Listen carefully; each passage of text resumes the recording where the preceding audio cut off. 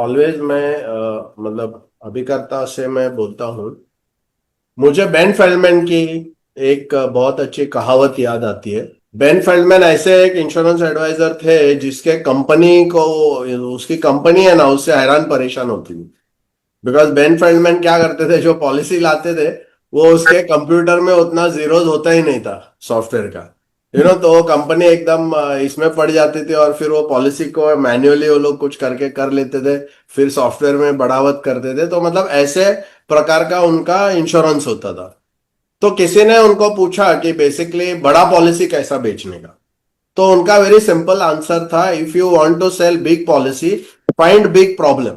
तो बड़ा प्रॉब्लम जब हम लोग फाइंड आउट करते हैं, और अगर आप फ्रैंक बेडगर का अगर मतलब अगर बुक में जो आपने एग्जांपल्स जो मैंने देखा है कि क्या होता है कि हम लोग कभी भी कस्टमर का, हर एक कस्टमर का एक अलग व्यू पॉइंट होता है, हर एक कस्टमर की दुनिया अलग होती है। जैसे वो एक बुक है ना, man are from Mars and women are from Venus. तो एक औरत और मर्द जैसा दो अलग दुनिया में रहते हैं, एक दूसरे का उसको कोई भी संबंध नहीं। इसके लिए वो दोनों को कम्युनिकेशन कैसे करना ना, उसी प्रकार से एक एचएनआई ना, उसकी दुनिया अलग होती है।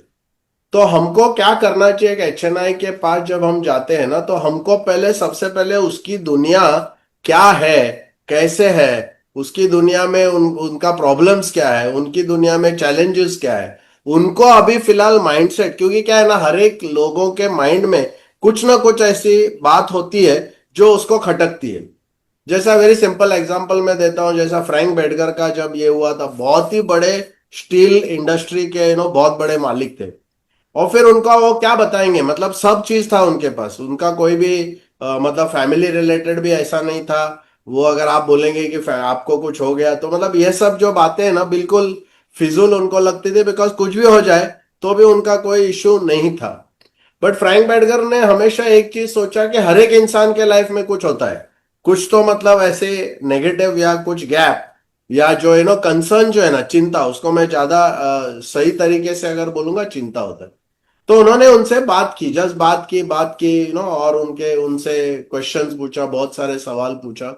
उसके बाद उनको मालूम पड़ा कि उनके माइंड में जो खटक रही थी एक छोटी सी बात, वो ये थी कि तब तक है ना, उन्होंने एक चैरिटी ऑर्गेनाइजेशन था, उस चैरिटी को वो बहुत अच्छा बड़ा पैसा देते थे।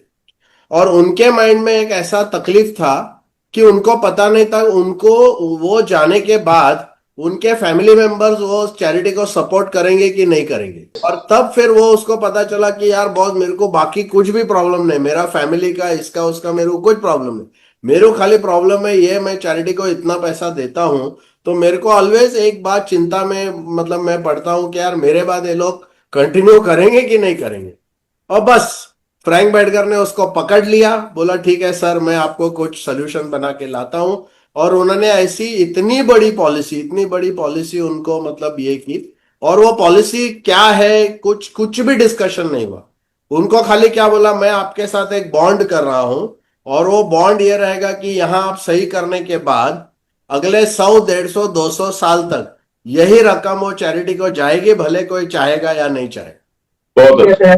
तो sir, would you like to sign, खत्म। कभी कभी मैं इतना छोटा आदमी हूं, वो इतना बड़ा है, मतलब मैं उसका प्रॉब्लम या उसको, मतलब मैं सोच भी नहीं सकता हूँ, क्योंकि मैं तो दुनिया में रहा भी नहीं हूं, तो हर एक इंसान, भले वो मुकेश अंबानी भी क्यों ना हो, Yes, उनके लाइफ में कुछ ना कुछ ऐसी छोटी सी चीज होती है बिल्कुल होता जिसका उनके पास प्रॉब्लम है, जो पैसा सॉल्व ही नहीं कर सकता है, वो चिंता है। तो मुझे लगता है वैसे कुछ आप अगर, और इसके लिए क्या है ना, आपको बहुत समय देना पड़ेगा, बहुत बार उनसे मिलना पड़ेगा, उसको डायरेक्ट सोल्यूशन पे मत जाओ, डायरेक्ट पॉलिसी पे मत जाओ।